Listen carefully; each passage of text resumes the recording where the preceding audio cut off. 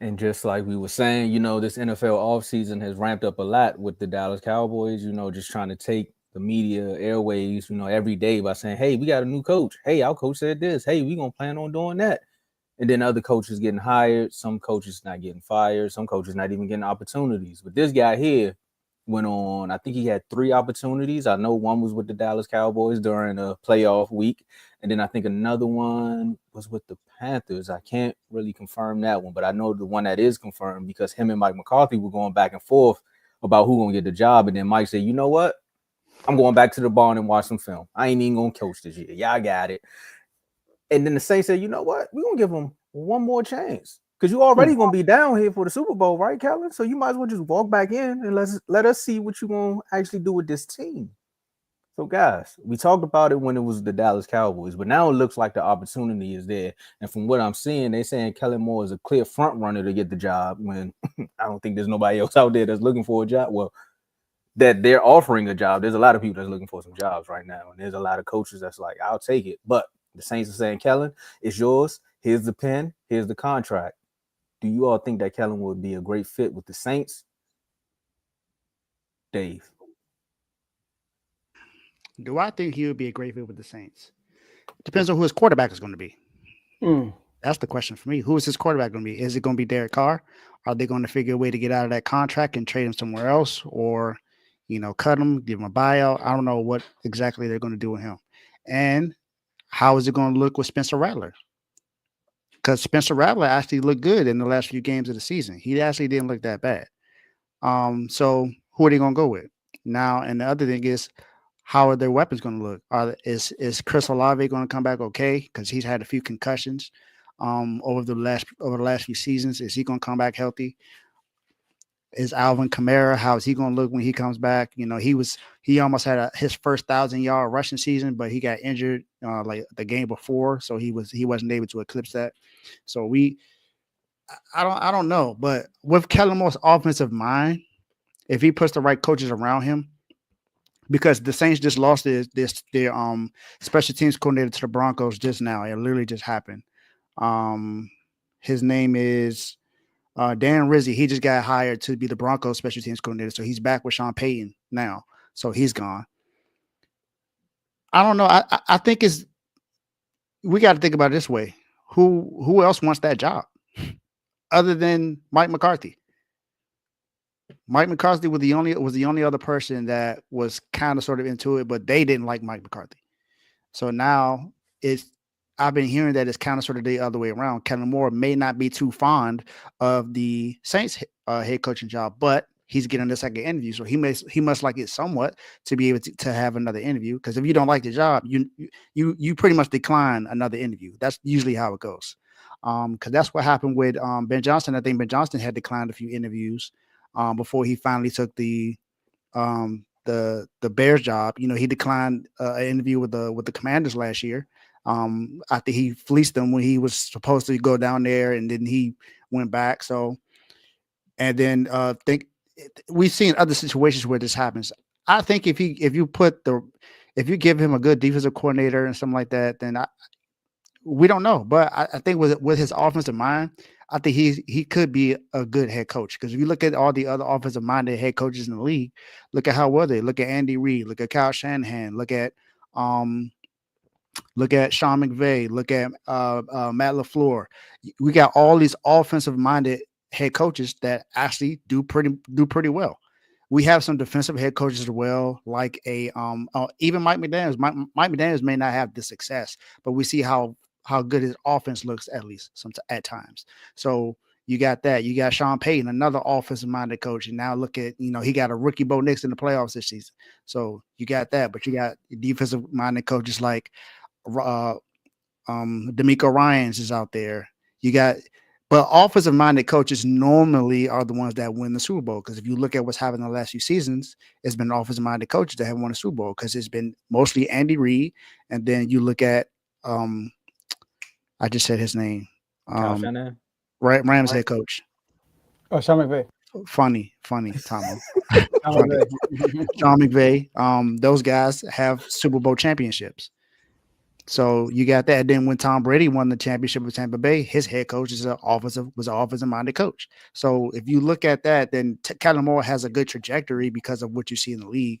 I think if you give him the opportunity, then he could be well. The only thing is the the Saints are in cap casualty right now. They don't have a lot of money right now. They have to they have to load off of a lot of contracts, and this is one of the oldest rosters in the league as well.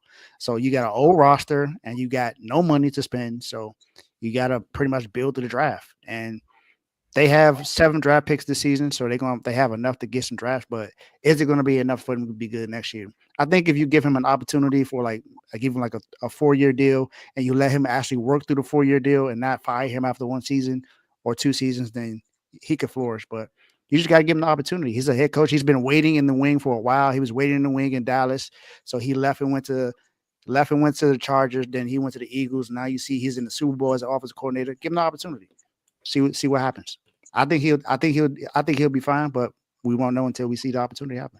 I don't know if it'll work in with the Saints though, because the cap casualty. But I think if you help everything else out with the cap and the quarterback situation, I think he'll be fine. Yeah, I think it can work, believe it or not. But it all depends on his personality. I don't know his personality. I was trying to listen to what people say about Kellen Moore. I mean, obviously nobody's going to say nothing bad about him, obviously, right? I mean, it's all good stuff, but you don't hear. Well, I'm talking about. The person. Oh, okay. Yeah, okay. He's a great guy. Nothing bad. Yeah, okay. Nobody's saying nothing bad about him, and that I heard. But when you hear man, he could be a great coach one day. Man, I learned. He's a smart guy on the opposite side of the ball, and Kevin O'Connell is that, right? Very smart on the opposite side of the ball, but Kevin O'Connell is a quarterback's motivator. Like he gets in that foxhole with his teams. Like the team loves him because of that personal relationship he builds with the quarterbacks. You know what I mean? Like he takes them to another level. He uplifts them. Look what he did with Kirk Cousins. He got there. Look what he did with Sam Darnold. You know what I mean? J.D. McCarthy, he drafted him. So, but here's the situation is where, like Dave said, Kellen Moore is going to take this job if it's offered to him, no matter how bad the situation is, because he's been suffering for a head coaching job for a while now and haven't really gotten an opportunity to actually be a head coach, right? So he's going to grab the first opportunity that comes by. Now, and then you said the Saints turned Mike McCarthy down. I thought Mike McCarthy was looking like the situation was like, you know what, man, like late in my career. The organization, those people in the organization that didn't like Mike McCarthy, so they said no.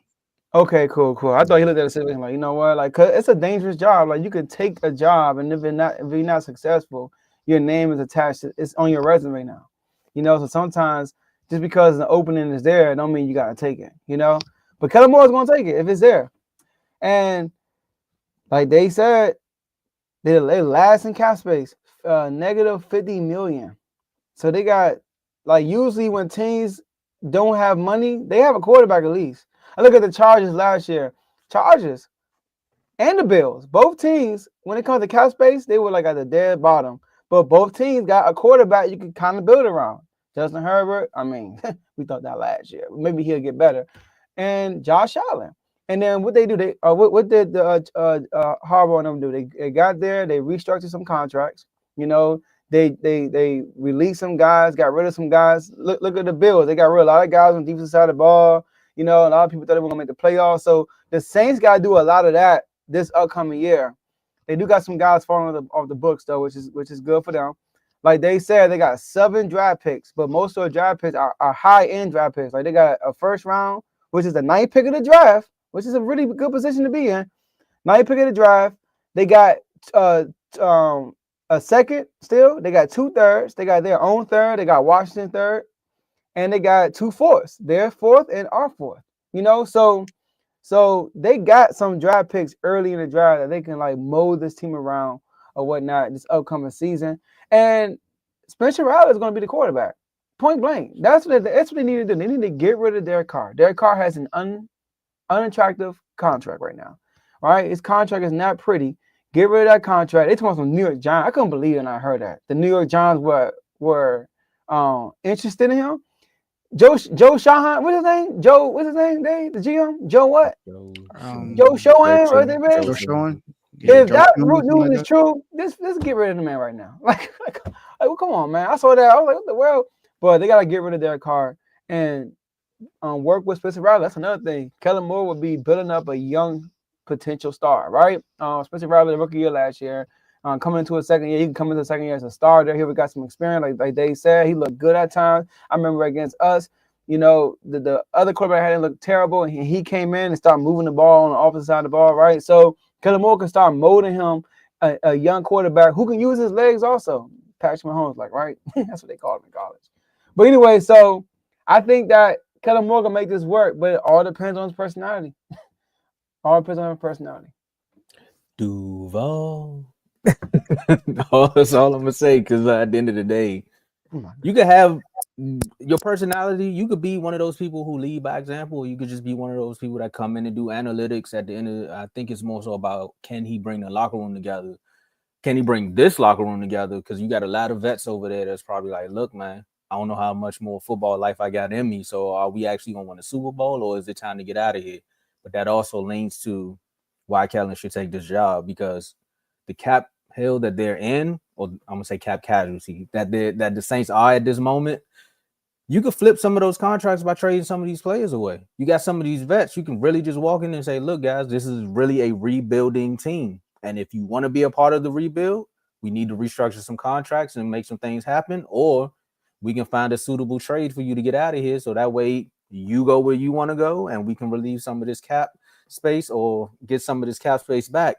And that will help Kellen. Another thing is the draft picks that will probably help him. And you already should know my answer by now by me saying the things that he needs to do to make the team better is, would he be a great fit? Yes, for this team, because what better way to build up your name? You know what I'm saying? You already have the name for coming into organizations and leading them to offensive glory. Like you did it with the Cowboys. That was top 5, top 10 in offense. When it came to Kellen being there, he went over to the Chargers outside of the injuries that was going on. But the offense, you seen what was going to happen with the offense as far as him passing. And then you ask someone, can a leopard change his stripes? I would say he grew some spots when he went to the Eagles, because we talking about the Eagles that are 7th in points, 2nd in rushing yards, but they're lowest in pass attempts. So you're saying a guy who's known for throwing the ball is now like, you know what? I can actually run the ball a little bit and still get points on the board, because that's what Kellen is known to do. He's going to put them numbers up. He don't care what it is. Joe, sorry that y'all had to see it on that weekend, but he going to put some numbers up. And then you go down to the Saints, like you said, Dave, you give them the 4-year deal, but I would say give them a 6-year deal, because the first 2 years you're going to be trying to dig out of some situations. And by year 3, I think the Saints team turn around. Man, you never know. Maybe you can put some draft picks together and you can jump up and probably get you one of these quarterbacks now, knowing that some of these teams probably won't do it. But if it's an attractive offer, i.e. like the Giants out here making that nonsense, talking about something they want to get Derek Carr. You want to go get Derek Carr? We'll give you Derek Carr, but we got to find a way to try to get Shador down here in New Orleans. So it's just one of those things. And you got to take this job too, because do you want to wait one more year? I do believe that he could wait one more year with the Eagles and the offense is still going to be good. But will people just overlook it because of what you just did just now? The fact that he ran the ball more than he passed the ball, that's fresh on a lot of people's mind. You go into next year, you got Saquon, and then you do this all over again. It's like, oh, that's just Kellen. He's just doing Kellen things. It'll be good for the Eagles, but it'll be bad for him because now the league may become complacent. And then there may be another Ben Johnson that pops up and everyone's like, ooh, we want this guy. And then the job may not be as attractive. You might be, I can't name the team, but the head coaching offer may not be as attractive as it is right now. So if I'm him, I'm taking it, but I'm going to have some stipulations on my end as well, because it's like you can't fire me after 1 year knowing that I walked into this. Yeah, this is the only head coaching job available right now, so he pretty much got to take it. And real quick, the more I think about it, the more I like this job. Because for Kellen Moore, right? They got some cornerstone pieces on offense. They got Alvin Kamara, they got Chris Olave, they got Rashid Shaheed, and then on top of that, the division they're in. They could win the division. The division when they win like 10 games, 9 games every year. Mm-hmm. So they are not in a competitive division that's really overpowered by one team. The Bucks won the last few years, but they won it on the skin of their teeth. So he's going to a situation where he can just go in and win the division literally this first year if they get it together. And what's going to be very important is the coordinators, who is going to hire around him. And part of being the coach is having good relationships over the years. You know, one thing about Dan Quinn, he built a lot of good relationships, so he has built a superstar type coaching staff. And players will come to play for you because of the relationship you build with them. So let's see what Kellen Moore is doing. I actually, I'm liking a little more and more. Yeah, no, I'm with you on that one, Joe. I kind of like the job. I want to point out one more thing as we roll over into the next topic, and we're gonna bring CTC Carl up. I seen what is it? Blaze put this up here saying, "Can my boy Jalen have one more coordinator?" I think this actually is a good sticking point for all you guys in Philly who says your coach should be top 5, because again, this is another year we have another coordinator where everybody wants him.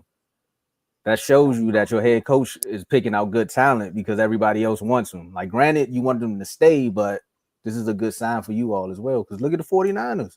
All their defensive coordinators, every time they did something good, they're like, nah, we need him over here. Our OCs too. Remember, Mike McDaniels was the offensive coordinator, and he got hired at Miami. Bobby Slowick was the offensive coordinator. And then D'Amico Ryan's like, look, I need him over here. So he took him. He's not a head coach, but he got another job opportunity. So you got there's opportunities out there. Like you said, Robert Saleh got hired. D'Amico Ryan's got hired. So. And then you got to think about all the other head coaches that were under Kyle Shanahan when he was just the coordinator. He was a coordinator for the Redskins. They was the Redskins at that time. They're the Commanders now, but they were the Redskins at that time. So you gotta look at, like you said, Matt LaFleur, Sean McVay, all those guys got opportunities. So, but I do got a little pushback on that though. Sorry, I know Carl. Like, come on, y'all. Look. Kellen Moore was already primed to be a head coach before he got to Philly. All right, so I can't give the Eagles so much credit for that. And number two, it's only been 1 year when their coaches left. That was their last Super Bowl run. The coaches left last year because they got fired. Like, it was so bad they got let go. So it's not like every year Jalen Hurts' career they are so good the coaches are leaving. That's not the case.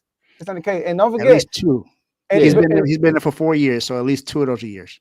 Yeah, but well, his first year starting. And the second year started, he had the same coordinator. Steichen was there for the first 2 years he was starting. And then Steichen left, deservedly so, became a head coach, right? And the DC left. But then last year he had our was it Brian Johnson? Brian Johnson. No, you guys no. Oh, you said last year. I was thinking about Gannon the year before. Yeah, last year Brian Johnson, and then the defensive coordinator, I mean, they had like 3 of those rotating throughout the season. So like, and they had let them go. And then Kellen Moore comes in, who already was interviewing for coaching jobs last year. And then he comes in and he does well with Philly because he's been doing good with Dallas since he's been with Dallas. You know what I mean? Like, literally, since he took over, Dallas offense has been one of the best offenses in the league. You know, so then he leaves, and then it's the same situation. It is that the Saints job is available. like legit. So I don't want to kill the Eagles, but I don't want to give them too much credit for Kellen Moore's success. I have to. Makes sense. I'm sorry, but we can move on. But the only reason I say he might be a better coach. I think he is a better coach because of the environment. Because of the environment he's in with Philly. I won't say that, but he was already being. That's why I want to give them the credit. And because of the running back, it's because of Saquon Barkley.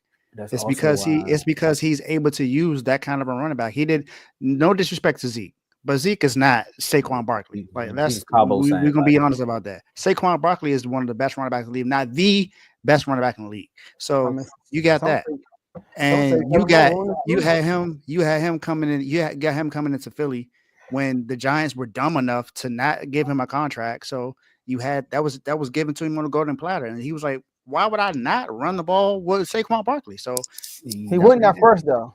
See, that's why I said I want to give Philly. But he noticed the success of running him more. So he was like, I'm gonna just go with what's leading. I'm gonna go with what's winning. So I'm just saying with the transition of the coordinator, because he was already in the transition stage before going there.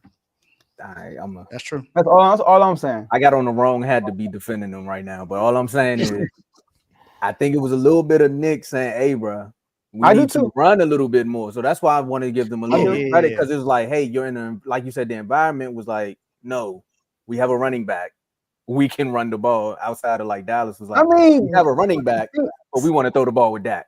See, here's all right, sorry, I know you prolonging this conversation, but here's the thing though. See, I want to believe that NFC East, too. boy. And I think I said that. I want to believe that too. And I think I said that, right? But the thing is, he also don't want to run the ball. like Nick Sirianni is not a run first type coach. Like, don't forget when before he was a play caller, he had Jalen Hurts on the ball like 30 plus times a game. That's facts. And then it was Steichen that came in that said, bruh, stop throwing the ball and run it, please. That's so and then even like all these years with Philly issue, even last year, before they got Saquon, we like, bro, run the ball. You got Swill, he cooking. And they still trying to throw the ball. And the Eagles fans themselves said, man, this is Nick Sirianni calling these plays. This is not Brian. They sabotaged Brian Johnson. So I do want to give Nick credit. And I did give him credit, but now I'm like, yo, Kellen Moore probably made that decision his dad on himself. Like literally. It probably wouldn't just they started putting in the type of show that yo, we need to run the ball. Quarterback. Let's move on. I just want to start something. I had to start something. Now, from one more chance to what's I don't get it with these allegations as far as like what are these players doing? I know it's all alleged. And if you've been under a rock, I know a lot's been going on in the media cycle. So I can't even say if you've been under a rock because it's been a lot going on since we got our new president. And then just the news has just been crazy. When you go back to sports news, WNBA with the trades, that's gonna be a whole new league, Dave. I can't wait. We're gonna talk about that soon because that's gonna be a whole new league. I can't wait. Oh my god, the trade that happened today, crazy. That's what I'm saying. So as far as sports news has been crazy, the world has just been the world. And then we found out that we got to bring CTC Carl up for this one because we got a Ravens player who's now in the media for some allegations. And if you don't know, we got Ravens kicker Justin Tucker. He's been accused of inappropriate sexual behavior by 6 massage therapists. And he said the allegations were reportedly, they basically spanned between 2012 and 2016, which was like his first 6 seasons in the NFL. Carl is our local Ravens representative. He's here for every single game and almost every single piece of Ravens news. So he said, look, I'm going to be here for this one as well. We're going to bring CTC Carl up. I got the cheers ready.